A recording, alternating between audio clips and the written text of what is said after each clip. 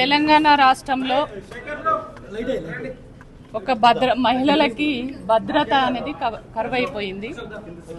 సభ్య సమాజం సిగ్గుపడే విధంగా ఒక కేంద్ర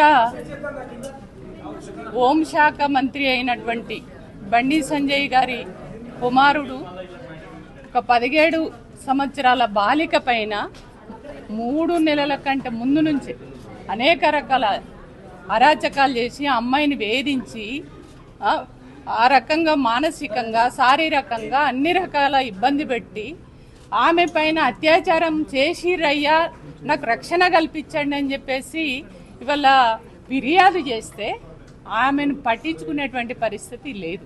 పైగా ఒక హోంశాఖ మంత్రిగా ఉన్నటువంటి ఆయన, మొత్తం దేశంలో ఉన్నటువంటి ప్రజల ప్రతినిధి ఆయన, అట్లాంటి హోదాలో ఉన్నటువంటి బండి సంజయ్ ఇవాళ ఆ అమ్మాయి ఫిర్యాదు చేసినటువంటి పరిస్థితి ఏదైతే ఉందో దాన్ని పట్టించుకోకుండా ఆమెనే బ్లాక్మెయిల్ చేసి బెదిరించి నువ్వేం చేసుకుంటావో చేసుకో, నీ సంగతి చూస్తామని చెప్పేసి బెదిరించి భయభ్రాంతులకు గురి చేసినటువంటి పరిస్థితి. అది కొద్దిగా లేటుగా అయినా అయ్యా మాకు న్యాయం చేయండి అని చెప్పేసి అనేక పద్ధతిలో ఇవాళ పోలీస్ స్టేషన్ల చుట్టూ తిరిగి మోరబెట్టుకొని అయ్యా నాకు రక్షణ కల్పించండి, నాకు న్యాయం చేయండి అని చెప్పేసి అడిగినా కూడా పోలీసు శాఖ పట్టించుకున్నటువంటి పరిస్థితి లేదు. ఎంత దారుణం అంటే ఒక హోంశాఖ మంత్రి, కేంద్ర మంత్రి ఇవాళ ఆయన పైన వాళ్ళ కొడుకు చేసినటువంటి పనులు ఏవైతే ఉన్నాయో, ఏ అమ్మాయినైతే వేధించిండ్రో వాళ్ళే ఓపెన్గా ఆరోపణలు చేసి రిప్రజెంటేషన్ చేస్తే అది ఇవాళ యావత్ మహిళలందరూ కూడా ఇవాళ సిగ్గుపడే విధంగా చేసినటువంటి వ్యక్తిని ఇవాళ నిన్న మోడీ మీటింగ్ పెట్టుకున్నారు.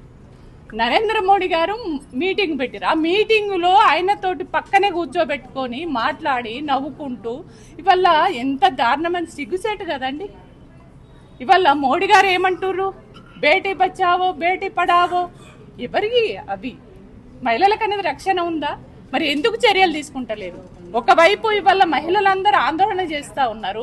మహిళలందరూ ఇవాళ సిగ్గుపడే విధంగా ఇవాళ ఒక మైనర్ బాలిక పైన అత్యాచారం చేసి నేరానికి ఒడిగట్టినటువంటి బండి సంజయ్ కొడుకుని ఇప్పటి వరకు కూడా కస్టడీలోకి తీసుకోకపోవడం, ఆయనను ఇవాళ ఆ కేసు కూడా ఒక మైనర్ బాలిక పైన అత్యాచారం చేస్తే కేసులు ఏదైతే పోక్సో ఉంటుందో దాన్ని కూడా ఇవాళ కేసు తగ్గించే విధంగా, స్టేషన్ బెయిల్ ఇచ్చే విధంగా ఇవాళ కేసులు పెట్టి ఏదో ఒక రకంగా ఆయనను బయటపడగొట్టాలని చెప్పేసి ఇవాళ ఈ బండి సంజయ్ అంటే ఈ రాష్ట్ర ప్రభుత్వం కూడా చేతులు కలిపి ఇవాళ కేంద్రంలోనే కాంగ్రెస్ బీజేపీ కొట్లాడతారు, అక్కడ తిట్టుకుంటారు. కానీ మన రాష్ట్రానికి వచ్చేసరికి మాత్రం ఇవాళ బీజేపీ ఈ కాంగ్రెస్ ఒకటైనరు అనేది ఈ కేసు ఆధారంగా మనకు తెలుస్తున్నది. కాబట్టి మేము మా డిమాండ్ ఏంటంటే ఇవాళ బీఆర్ఎస్ పార్టీ మహిళా విభాగం ఆధ్వర్యంలో ఇవాళ మహిళలందరం కూడా వచ్చి మహిళా కమిషన్కి మేము రిప్రజెంటేషన్ ఇవ్వడం జరిగింది.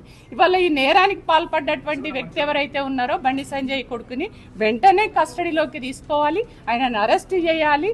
ఇవాళ ఆ అమ్మాయి ఎవరైతే ఆ బాలిక ఉన్నదో బాలికకు న్యాయం చేయాలని చెప్పేసి మేము డిమాండ్ చేస్తున్నాం.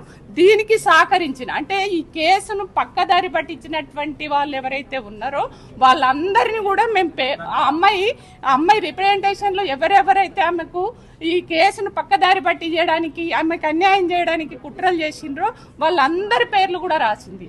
కాబట్టి వాళ్ళందరిపైన కూడా చర్యలు తీసుకోవాలి. తక్షణమే వాళ్ళ కొడుకుని అరెస్ట్ చేసి ఇవాళ బండి సంజయ్ కూడా నైతిక బాధ్యత వహించి తక్షణమే రాజీనామా చేయాలి. ఇవాళ నరేంద్ర మోడీ గారు నిజంగానే మీరు మాటలలో నిజంగానే బేటీ బచావో బేటీ పడావో అనే నినాదం ఏదైతే ఉందో ఆ నినాదం మీరు నిజం చేయాలనుకుంటే బండి సంజయ్ని వెంటనే మంత్రి పదవి నుంచి తీసేసి నిజంగానే ఆయనను తక్షణమే రాజీనామా చేసే విధంగా మీరు చూడండి అని చెప్పేసి నరేంద్ర మోడీ గారిని కూడా కోరుతున్నాము. ఇవాళ బండి సంజయ్ కూడా నువ్వు నైతిక బాధ్యత వహించి వెంటనే రాజీనామా చేయమని డిమాండ్ చేస్తున్నాను.